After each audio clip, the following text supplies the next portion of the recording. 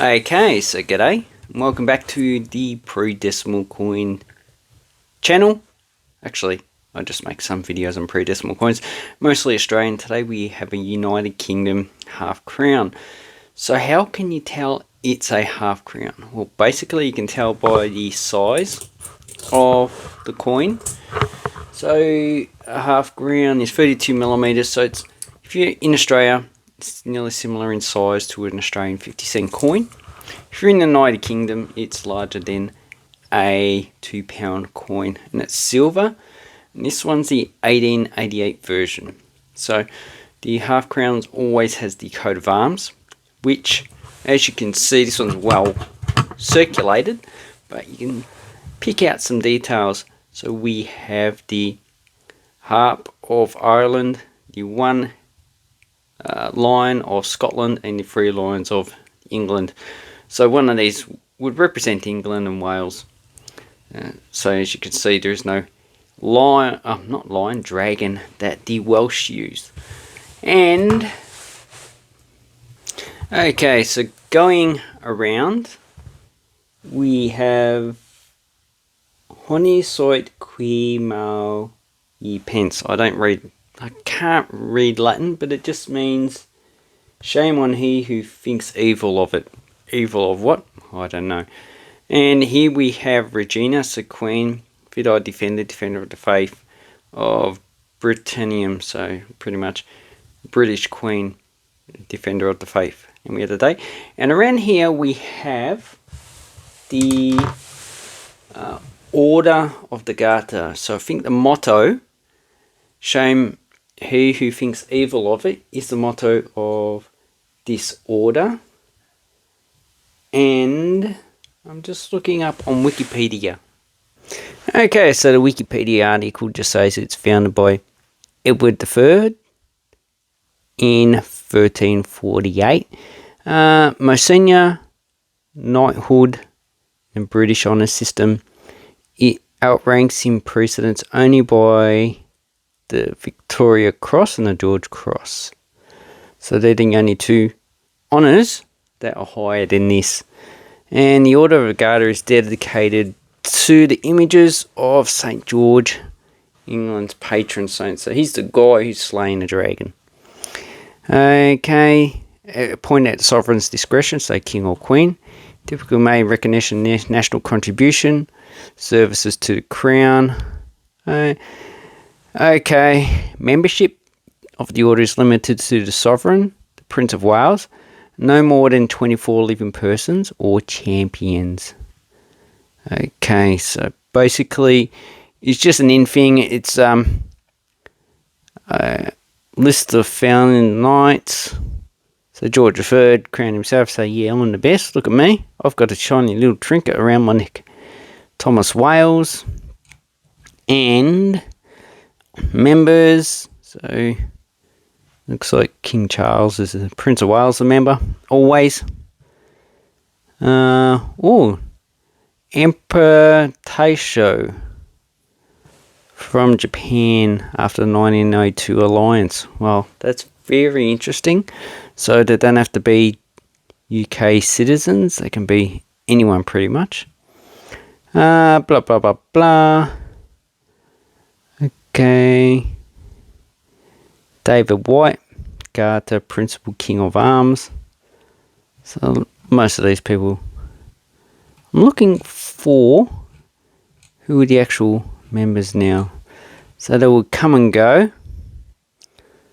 Okay. List of current knights and ladies of the Garter. So they can be male or female. So Prince Alexandra. Pretty much just a family thing. Duke of York.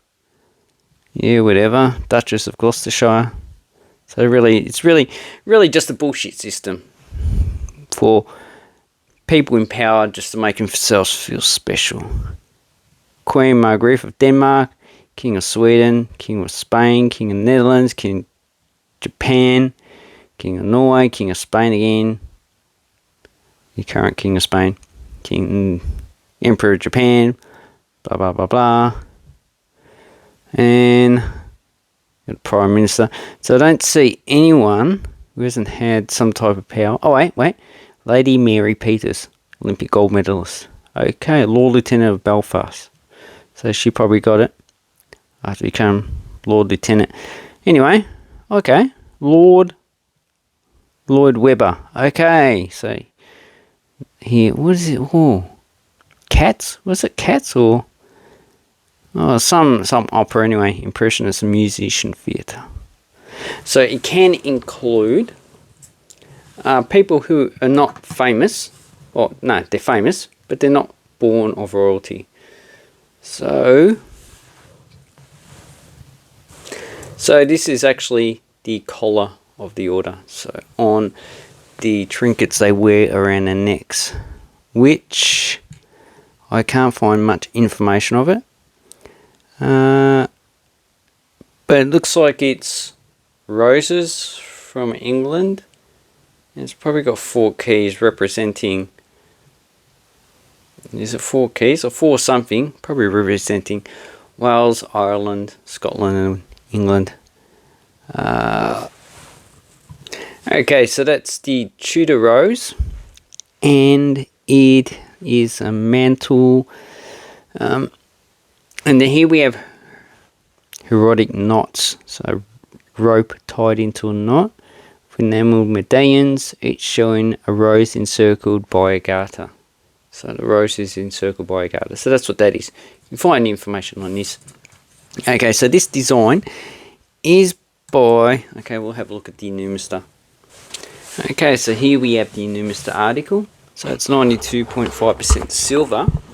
It's 14.14 grams, 32 millimeters, and it's been demonetized. So that's the actual design. And here we have Queen Elizabeth II. So it's a Joseph Boom effigy, and this one's the Leonard Charles Wyons. Okay, and it's rated. And the mintage figures for the 1888 is 1,428,700. And I'd surmise to say this that most of those are probably melted down. Same with the other ones. Majority of them probably would have been returned because of the high value. Silver contents $23.70. Then we look at some values, so you take these with a grain of salt.